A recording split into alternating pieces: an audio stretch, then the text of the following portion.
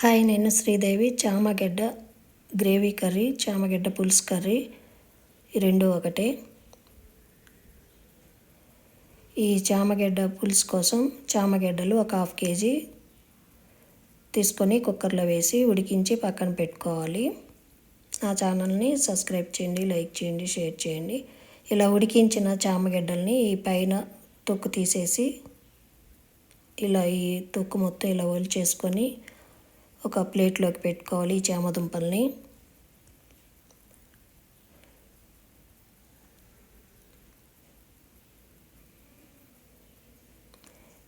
ఈ చామగడ్డలు మొత్తం ఇలా ఒలిచి పక్కన పెట్టుకోవాలి. చింతపండుని ఒక పెద్ద సైజు నిమ్మకాయ సైజు చింతపండు తీసుకొని వాటర్ వేసి ఒక 2-3 నిమిషాలు స్టవ్ మీద పెట్టి మరగనివ్వాలి.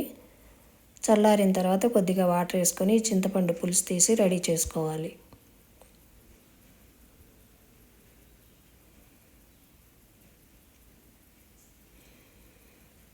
ఈ చింతపండులో ఇంకా ఏమన్నా రసం ఉంటే ఒకసారి మరలా కొద్దిగా వాటర్ వేసి పులుసు తీసుకోవాలి.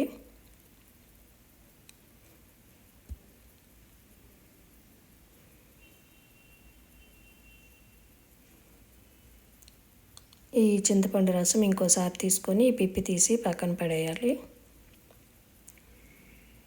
ఈ పులుసులో పచ్చి ధనియాల పొడి 1/2 స్పూను, కారం 1 స్పూను, సాల్ట్ 1 స్పూను, పసుపు కొద్దిగా వేసుకోవాలి.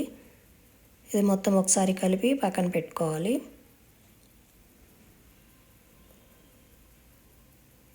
స్టవ్ వెలిగించుకొని కడాయి పెట్టి కడాయి వేడైన తర్వాత పెద్ద స్పూన్తో ఆయిల్ 2 స్పూన్ల ఆయిల్ వేసుకోవాలి.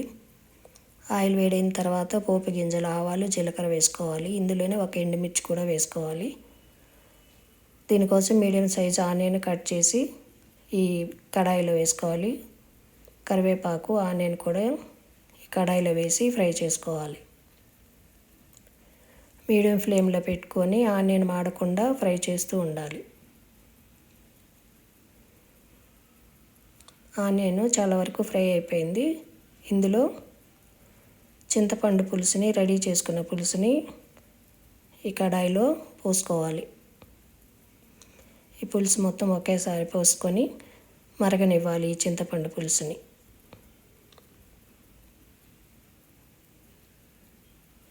ఇలా మరిగిన తర్వాత అందులో ఈ చామగడ్డ దుంపల్ని ఒలిచి రెడీగా ఉంచుకున్న చామగడ్డ దుంపలను కూడా ఈ పులుసులో వేసి ఉడకనివ్వాలి.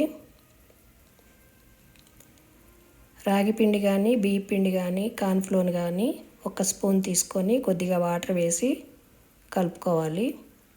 ఇది పులుసు చిక్కగా అవ్వటానికి ఏ పిండి అయినా సరే కొంచెం తీసుకొని ఇలా కలుపుకొని ఆ పులుసులో వేస్తే పులుసు చిక్కబడుతుంది. సాల్ట్ ఒకసారి సరిపోయింది లేని చూసి లాస్ట్లో కలుపుకోవాలి.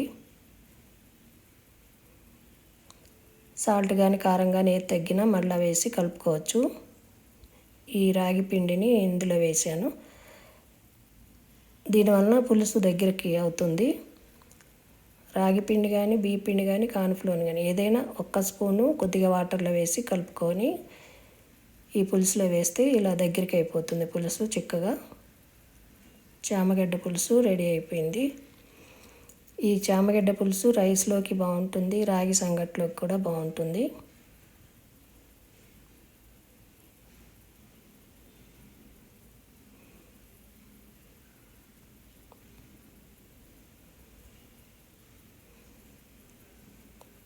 ఇప్పుడు స్టవ్ ఆపేసి ఈ పులుసుని ఒక బౌల్లోకి తీసుకోవాలి. చామగడ్డ పులుసు రెడీ అయిపోయింది. ఇది రైస్కి కానీ, రాగి సంగటికి కానీ సర్వ్ చేసుకుంటే బాగుంటుంది.